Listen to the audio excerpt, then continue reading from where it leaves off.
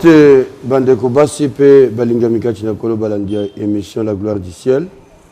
To kutani lisusu na poka lelo pona kokoba na malakisi na biso lolenge to mesana ko landa yango. Kolo azala na biso pe asunga biso ndenge boyebi malamu.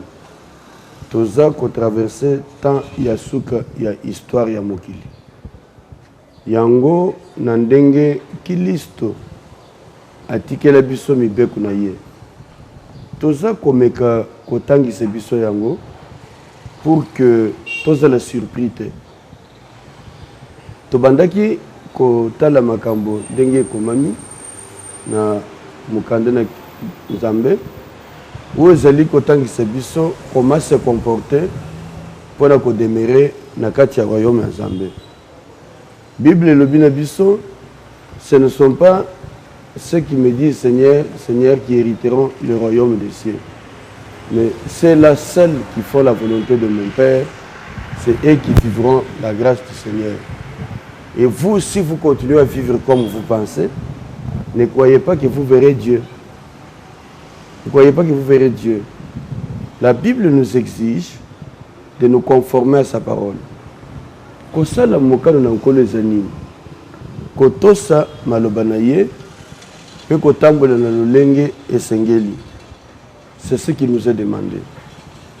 Kasi na kotambola lolenge esengeli wana tomonaki koleka na makomi ya Ntoma Paul ke soki okomi mwana na Nzambe obotami ya sika na royaume ya Nzambe okomi ekelamu ya sika ozuvi ya sika ozana bomoi ya sika yango to lobi na yo suko komi na bomoi ya sika esengeli tango oza kobika na mokili oyo oyeba kobongisa avenir na yo parce que vi na biso ekosukela awa na sete ndinga na mesana koyebisa baninga na lobela bino yango mpe na kati ya émission oyo vi ebandi lelo. Mais toujours qu'elle n'a pas dit qu'on a la bisika tokosuki c'est la vie na biso éternellement.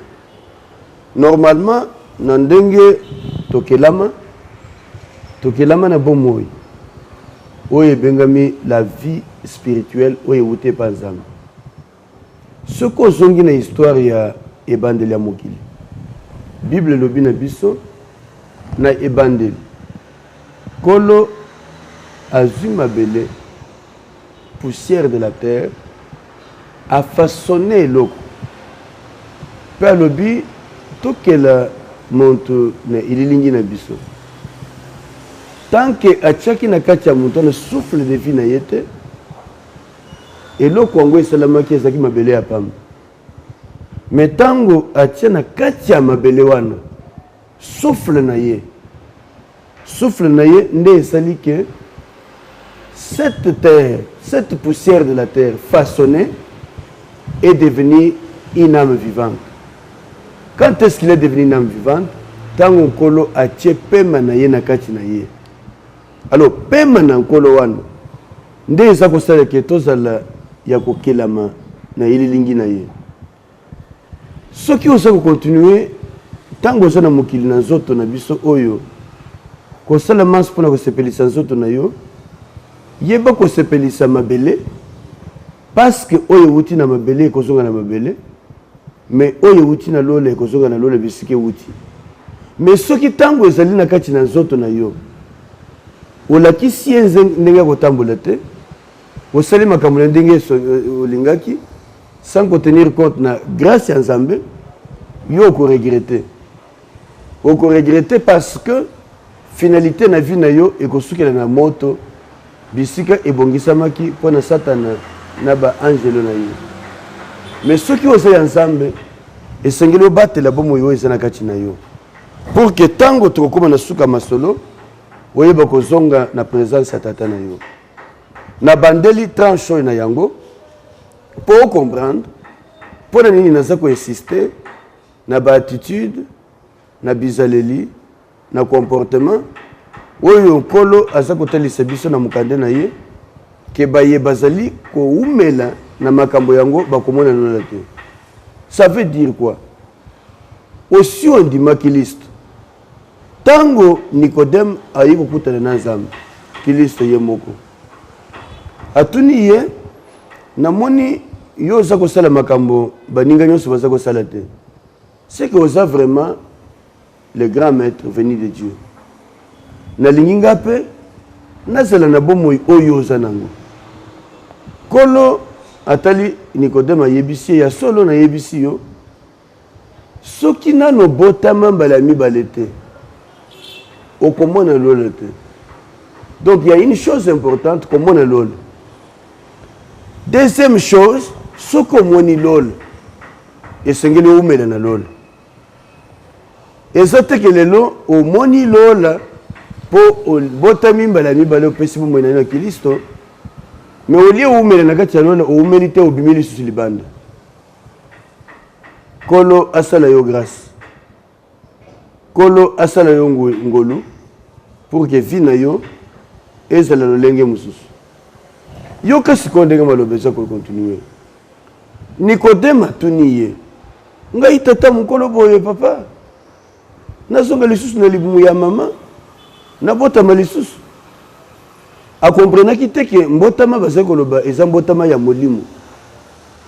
Mbotama ya molimo ezali koyamba Yesu. Koyamba bomo ya Nzambe na kati ya bomo ina biso. Lokola tchaki déjà pema na yek na kati na biso, atia bomo ina biso, bomo ina ye na kati na biso, et sengeli bomo ina ye et yako vivifier la vie qui est en nous. Pour que tu reprendre vie à solo, tu yeba kotambola na nkolo elongo. C'est ça que Jésus voulait lui expliquer. Nderango explicité yango, il lui parlait de ce qui est né de la chair, qui demeure chair, na oye botami na molimo ekotika na molimo, c'est-à-dire nzoto na makila ekokota na lola te, nzoto na makila ekomona lola te, kasi baye oyo babotami na molimo bakokutana na lola. Donc soki obotami ya sika omwisu na yo emoni lola, mais komona lola soki wana te, soki odevenir okomi chrétien, okomi mwana na Nzambe, tu devrais continuer à marcher dans la vie de Dieu.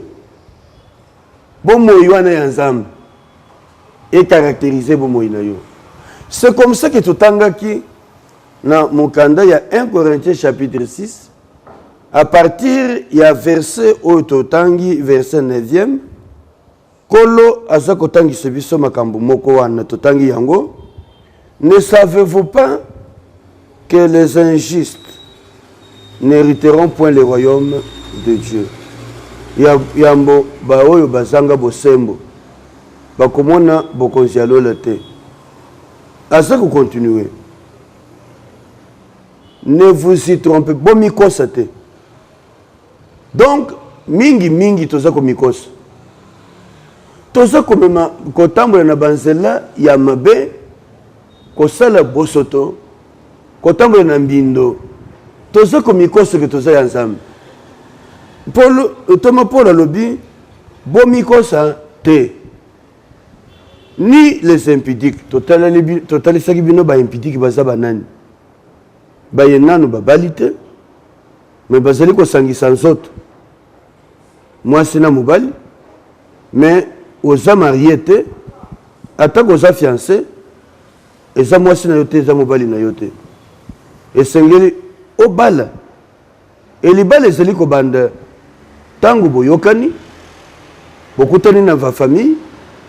Opeseli mwasi biloko ndenge sengeli pona culture na biso africain na poto ndenge basalaka bayebi ndenge basalaka soki basali makambo na bango esili et ba parents bien bino mibale bandimi yango bapesi bino autorisation ya ko continuer vie na bino c'est que bapamboli bino soki bozana makoki ya kokende tino na église pasteur na bino apamboli bino soki bozana makoki kokoma kuna te kaka ndenge baboti bapesi bino autorisation bapamboli bino babondeli mpona bino bapesi bino bénédiction po bokota na libala na ndenge esengeli.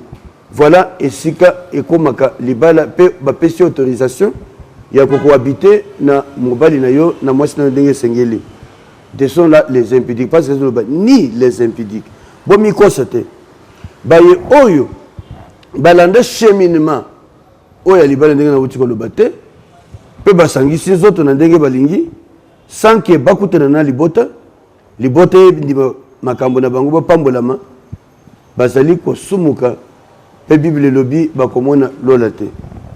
Soki yo pe ozu mwana basi ya bantu otiana ndako na yo kobala yepete asa mwasi na yo te zonga na libota na bango yebisa bango na comprendre ba uti kote ya ngai ke lolenge tosali ko bike ezali ki mabe na ye pona bongisa vie na ngai na zonga na relation esengeli kozala na ye ko vivre vie ndenge ngeli soki osali ndenge wana te Bible lobi oko hériter royaume ya Nzambe te. Pe continuer lobi ne vous y trompez pas ni les impudiques oto uti ko loba ni les idolâtres bakumba melibikeko oyo tolobi ezali kaka bikeko ya ba oyo salama bantu baza kokumba melete atako ozali komizwa na valeur koleka Nzambe eloko nyonso ezozo place Nzambe na bomoi na yo ezali ekeko oyo pesi valeur koleka Nzambe soki ozali koumela na lolenge wana okomona nkolo te. Na yebisaki bino tango na soko lobela makambo oyo na baye bazali kokumisa ba icône na yo mon icône musicien songolo joueur songolo catcheur songolo akoma icône na yo akoma place na Nzambe na bomoi na yo. Nous n'avons pas un autre que nous pouvons adorer que le Seigneur. Et que ata ezali image à Yesu et ata ezali image à Mama Marie ata ezali image à iloko moko eza na solo. La Bible dit tu ne te feras pas d'image taillée ni de représentation quelconque des choses qui sont dans le ciel, sur la terre, sous la terre ou sous la mer. Okoki kosala représentation quelconque te image taillée. Image yo tshana ndako na yo o ya Yesu Christ. Oza kofuka mela yango. O Yesu abimaka na mapata. O na moni Nzambe na mapata colonne. O tshanga na kati ndako na yo. Ozali ko ngumba mela yango. Na lobi na yo esengeli ozonga o refaire vie na yo. Parce que nous sommes en train d'aller vers la fin des temps. Il faut obongisa vie na yo pour que tu mérites le royaume des cieux. Bible continue, ni les adultères, ni les efféminés. Bah, comment on a l'autre? Tu vas dire que la semaine où tu connais pas, makambo matali ba voleur. Bible commune niveau 1, verset 10, il y a 1 Corinthiens chapitre 6, et l'obi, ni les voleurs, ni les cupides, ni les ivrognes, ni les outragés, ni les ravisseurs n'hériteront le royaume de Dieu. Verset 11 de la Bible. Et c'est là ce que vous étiez, quelques-uns de vous, mais vous avez été lavés, mais vous avez été sanctifiés, mais vous avez été justifiés au nom du Seigneur Jésus-Christ et par l'Esprit de notre Dieu. Alors, c'est là que ce que vous étiez. Nous tous, nous étions de ce nombre-là. Je ne peux pas dire que moi, je n'étais pas païen. J'étais de ce nombre. Avant que je sois racheté par le Seigneur, j'étais de ce nombre. Et la Bible précise que nous avions été lavés. Ce qui kolo a lavé yo. Et qu'on moni lola. Ndenga sa kolobela Nicodème. Okoki komona lola te. Soki obongoli motema te. Soki obongoli omoni lola. Et sengeli sikoyo o se maintenir dans la situation o Nzambe. Alors mais vous avez été lavés. Ya liboso. Vous avez été sanctifiés. Bosikolamaki. Mais vous avez été justifiés. Être justifié, ezali kondimama nankolo que bozali bikela muyasika. bobongoli mitema ndenge sengeli bokomi bana ya nzambe esengeli bo changer le lenge ya kotambela ya kotambola ya kosala manso bozo sala soki bobongoli mitema te bomoni nkolo soki bobongoli bizaleli te il y a une chose obongoli motema mais bongoli pe bizaleli parce que soki obongoli bizaleli te otikali kaka na bizaleli ya kala wana okomona ye te yango toza kolobela makambo matali bavoler nasangisaki texte oyo na texte ya Galate oyo natangelaki bino déjà mais nalingi tozongela na place yango po toyeba kovivre yango malamu oyeba mpe kovivre ndenge nkolo azali koloba na biso oyeba kose soumettre na nzambe oyeba mpe kovivre la vie de Dieu. La vie de Dieu ndenge esengeli ezala veki na vie na biso pe bomoi na biso. Soki okei na mokanda ya Galate bazali koenumere biso na Galate chapitre 5 kobungisa Corinthiens te 1 Corinthiens oyo towuti kotanga te garde yango nazozongela wana mais tokenda na Galate chapitre 5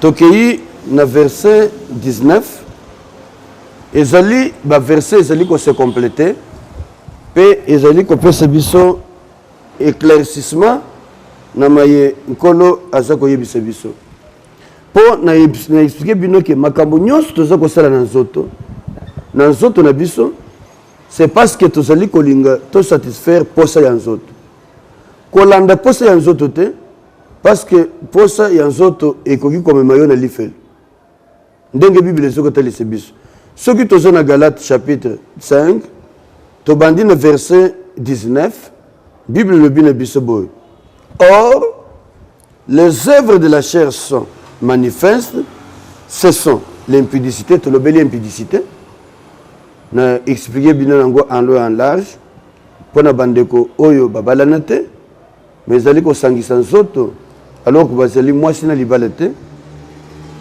Bible précise l'impudicité, l'impureté,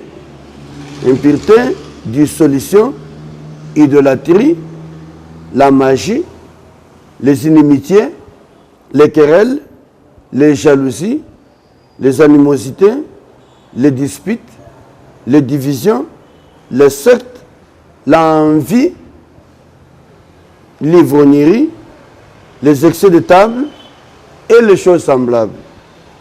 Il dit ceci. Kona alobaki, ne vous y trompez pas. Vomiko c'était. Vomiko c'était à Tamouké. Mais awa azakoloba, je vous dis d'avance, nazako yebisebino déjà, lokola na yebisakebino yango déjà.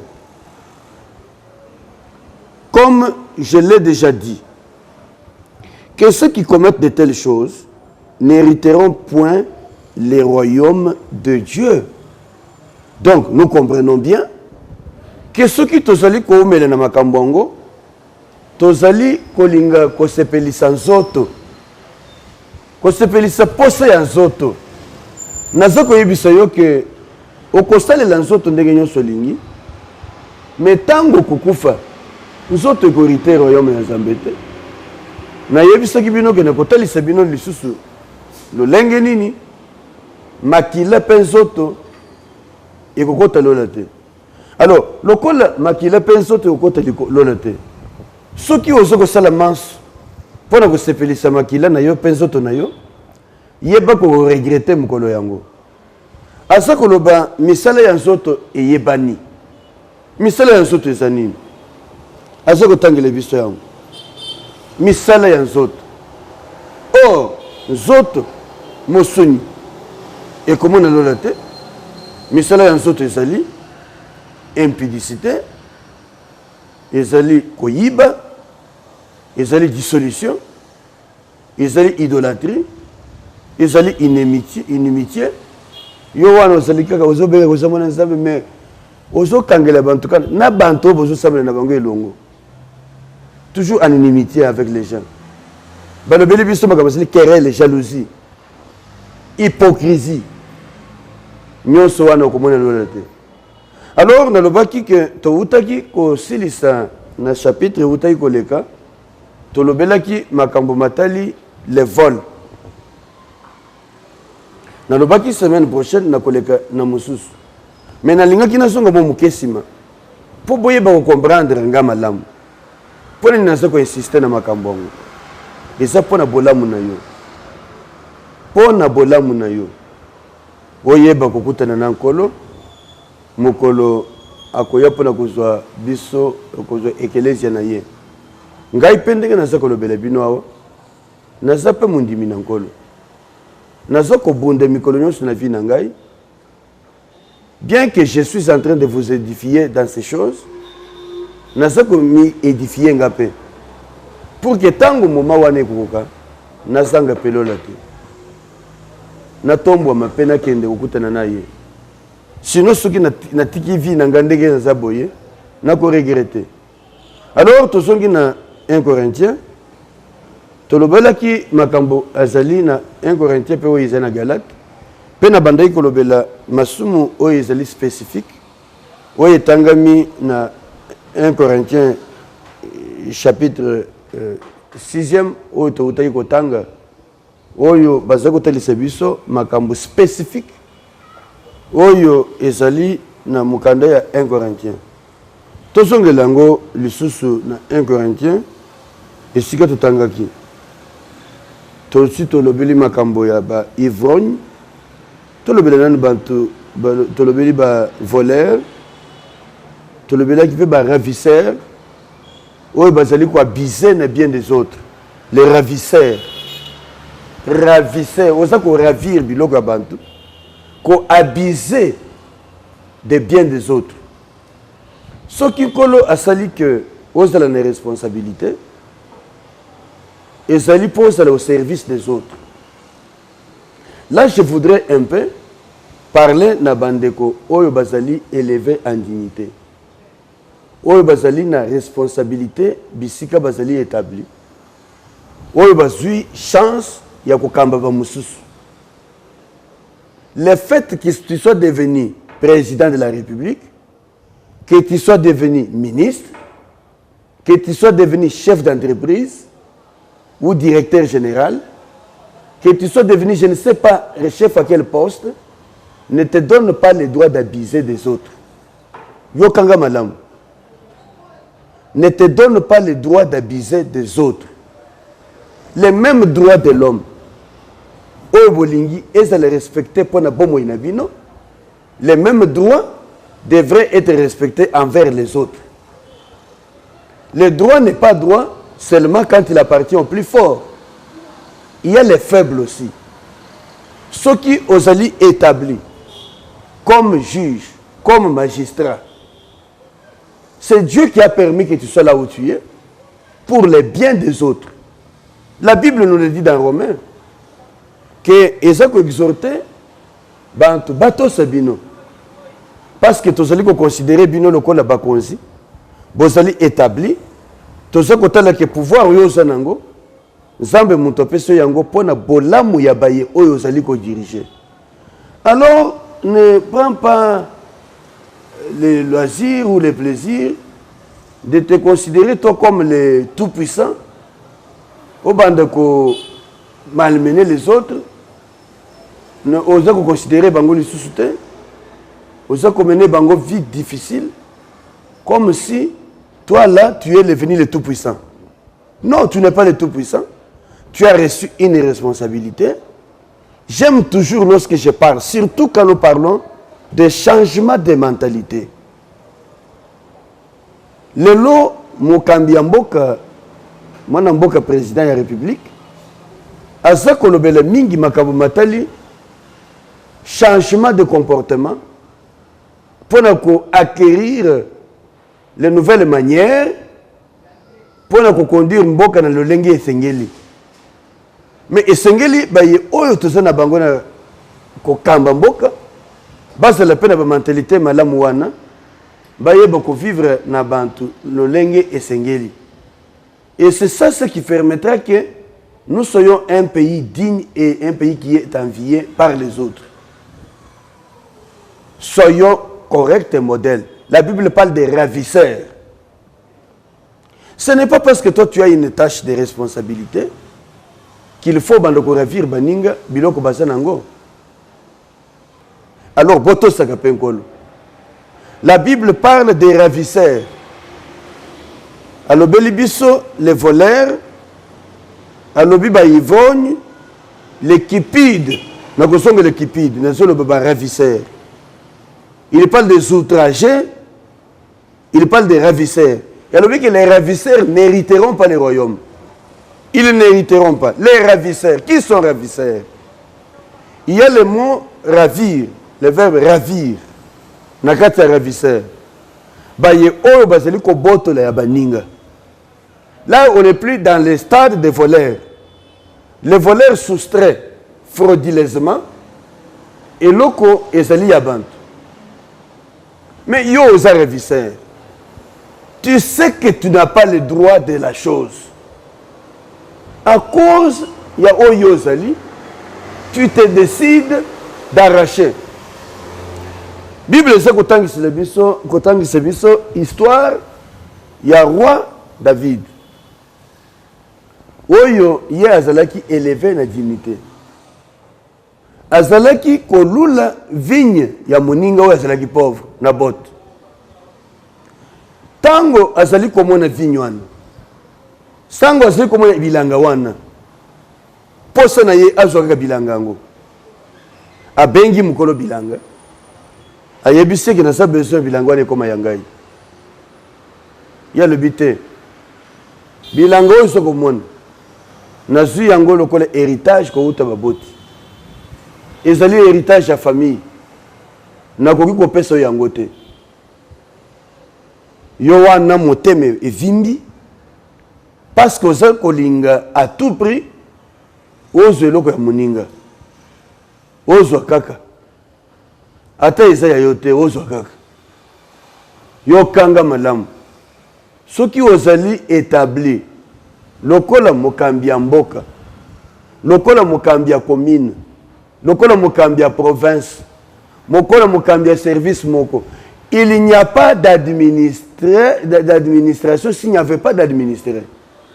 Si Dieu t'a établi comme celui qui dirige l'administration, l'administration c'est pour rendre service aux autres. Et comme serviteur de Dieu, ne ravit pas ce qu'il y a autrui. Combien de conflits sont vécus dans ce pays? Parce que quelqu'un qui n'avait pas de force de réclamer son droit, on le lui a ravi. Les exemples sont légion.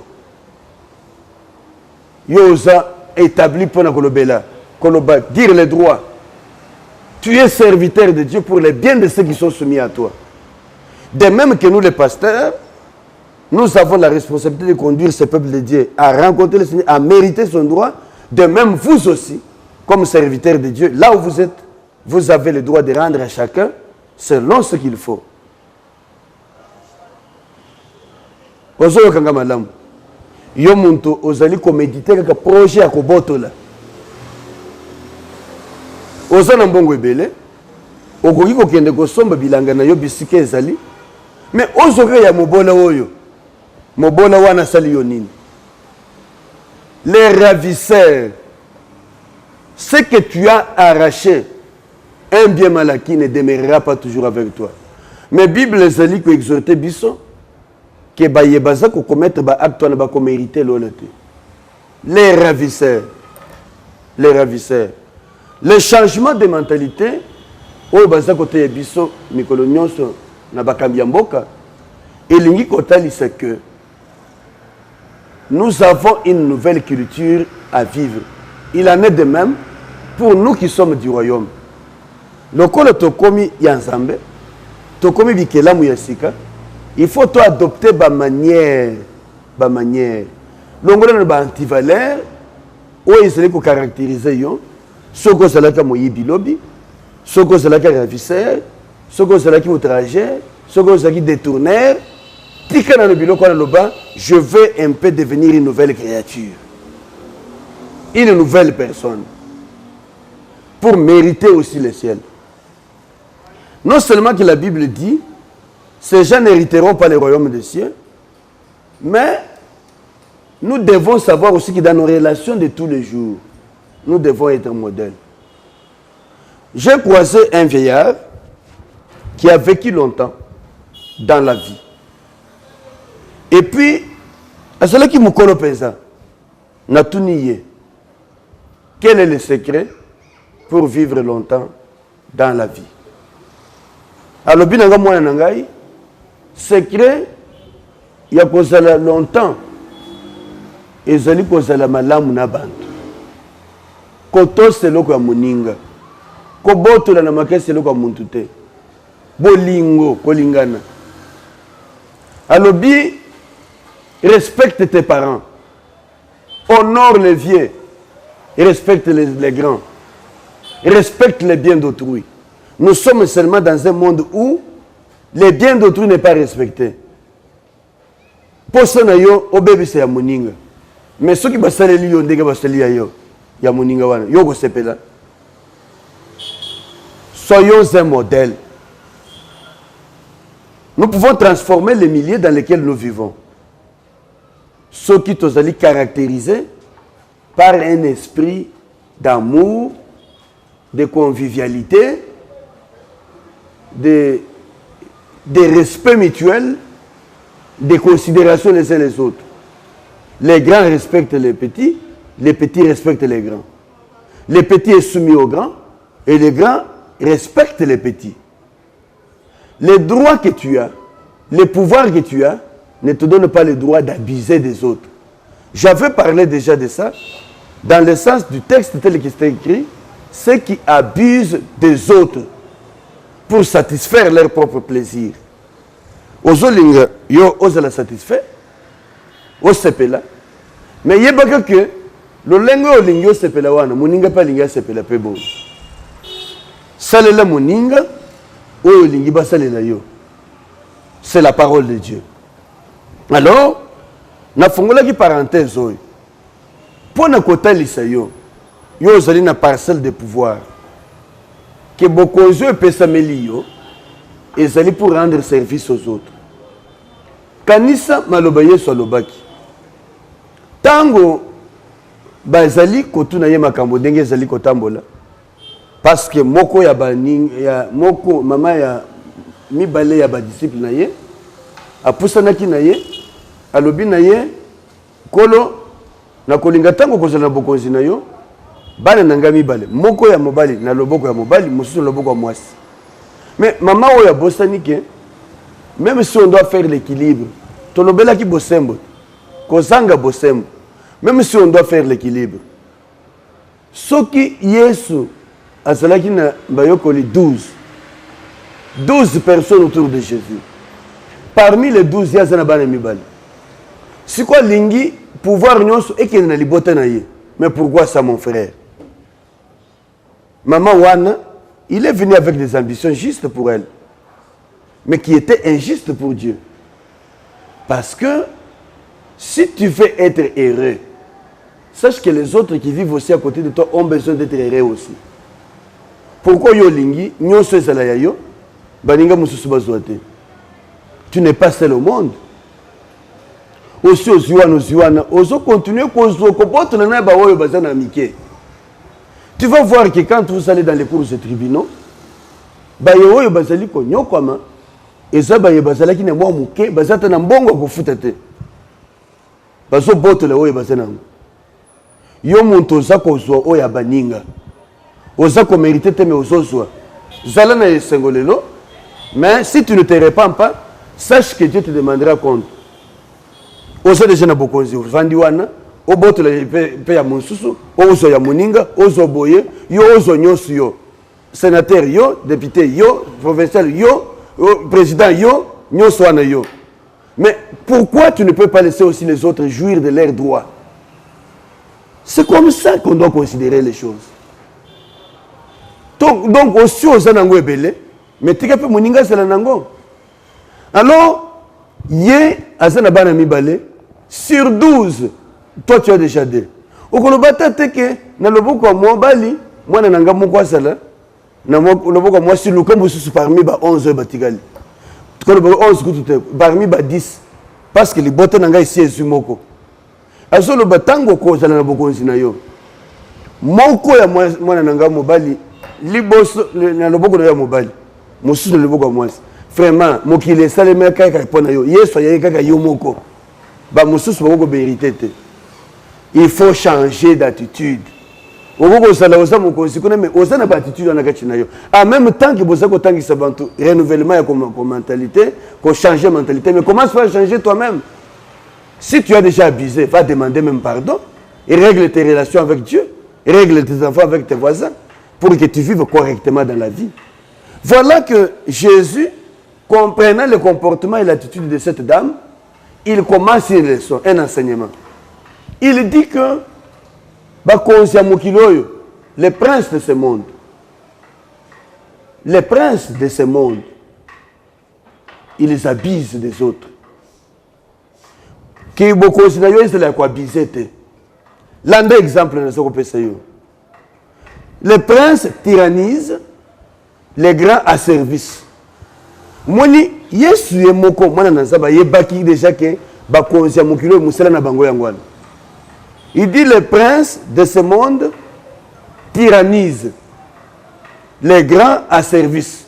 Voilà ce que cette catégorie a bantumi balé. Oh bazako concernant mokilo. Les princes c'est les détenteurs des pouvoirs. Aussi le pouvoir politique, le pouvoir de gestion. Les grands, c'est le pouvoir économique. C'est le mbongo, le mbongo, mais ils ont déjà le pouvoir. La Bible le dit, ils tyrannisent. À Balouki côté les princes de ce monde tyrannisent, c'est-à-dire bazako ravir, bazako nyokola. À Balouki nangambo mususu alobi, oyo bazaba antoaminer na mbongo. Bazali quoi servir. Yo zana mbongo, ozo bantu na musala na yo. Ndenge ni no traita kata bantu bazana musala na yo. Ba koma lokola ba torchon. Mais yo kanisi ke kozala mokonzi, yo nde muntu liboso zala mokonzi. Kozala DG, kozala ministre, kozala président, yo muntu liboso. C'est un chemin de tous. Il y a parmi les gens qui te maltraitent là, les gens qui vont aussi prendre ce siège là. Muntu lelo azali musala na yo. Moi, mais regarde comment tu le traites. C'est ça l'asservissement. Nous n'avons pas été établis en responsabilité pour asservir les autres, pour outrager les autres, pour ravir le bien des autres. Alors, il y a ce exemple, on a les leçons makasi. Et ces leçons est guidanga mingi na misala na salat. Pour Jésus, après cette notion, il y a pouvoir service. C'est-à-dire ce que automboami et ça pour servir, pas pour asservir, pas pour tyranniser, pas pour ravir, pour rendre service. Ceux qui m'ont toyé panayo à Sengi au rendre service, au rendre service. Quelle est l'histoire de Salomon? Salomon batumi balé baye panaye. Basimi balé basaki na maternité, moko alali mwana na ya kofi. Mususu abateli mwana na ye malamu. Sikoyo oyo abomi mwana na ye na tongo alokoti mwana moninga. Alobi mwana wana ya ngai. Lera za ko continuer na mwana na ye. Balobi to kende pas mokonzi akata makambo. Voilà les vrais chefs. Azawana pour ko rendre service. Na sagesse za ba pesiye. Ayoki mwasi aliboso, ayoki amibale. Alors, moi, nous sommes moko lobi eze ngai soki boye bakata ye babo maye tozanga biso tozanga yo muntu mabe lokolo yo zana ngote olingi banzio so bazanga mérite ce que tu mériterais bien. Alors moko zapesi moi exemple non na kolinga ka lokolo yo alobi ka samana ngai wala mwana ngai nazo so mwana wana bo pesa machette bo pesa epe to kabola mwana na biteni mibale moko azo kiteni muso kiteni ezala ka bongo. Comme ça, bisous tous sang. Et ça ne cite pas au bantu le bas. Eh, toko sang ngana yo toko sang gaye. Mobali ya bantu yo sana mobali te. Ok, iko baby seliba la muntu. Siko mukolo mobali ya zo yo kolo bana. Ngai na yo toko sang gaye. Combien de gens vont dire ça? Vous êtes des méchants. Vous ne mériterez pas le royaume. Soyez corrects. Combien de gens j'ai entendu déjà des choses comme ça? Il dit ngai na yo toko sang yo muntu wana. Parce que mon colo moi s'est réclamé moi sinaye mobali naye mon colo mobali réclamé mobali naye Yo bien au sakani na ngai na yo tozo sanga yo. Et puis au commissaire monton tina liwa. Il faut changer. Le royaume des cieux n'est pas digne de gens pareils. Alors Salomon a comprendre. Je suis venu pour rendre service. Monto ya lobi boye. Azana pas ata moko na motema te. Papa wana lobi bo pesa na mama oya lobi. Soki boye botika ya kola. Maboko na ye na komona ye ata na maboko na ye. Voilà le service. Alors si toi tu es comme ça, Jésus répond, les princes de ce monde tyrannisent les grands services. Mais Jésus revient et dit qu'il n'en soit pas ainsi du milieu de vous. Si tu t'appelles enfant de Dieu, ça ne sert à rien de te dire tu es chrétien 100%, tu es chrétien confessant, tu es chrétien pratiquant. D'ailleurs, il n'y a pas de chrétien non pratiquant. Si tu es déjà chrétien, c'est que tu es enfant de Dieu, tu es pratiquant. Oh, je suis chrétien pratiquant, je suis chrétien confessant, mais la latitude, tu ravis, tu malmènes, non, soyez des... Alors Jésus termine pour dire, le Fils de l'homme est venu, non pas pour être servi, mais pour servir. Voilà le rôle d'un responsable. Voilà comment la mentalité doit conduire nos vies. C'est-à-dire que tu as un poste de responsabilité, tu comprends que tu es venu pour servir, pas pour te servir toi-même. Ce slogan, nous les avons connus dans les temps passés, mais ça avait été mal compris, parce que ces gens-là disaient servir et non se servir, mais ils se servaient d'abord avant de servir les autres. Mais Jésus donne la notion de service. Le vrai pouvoir, c'est un pouvoir service. J'ai ouvert cette parenthèse, conformément à la manière dont l'Esprit m'a conduit. J'ai parlé des ravisseurs, des outragés, les gens qui font du mal aux autres. La Bible dit qu'ils ne mériteront pas le royaume des cieux.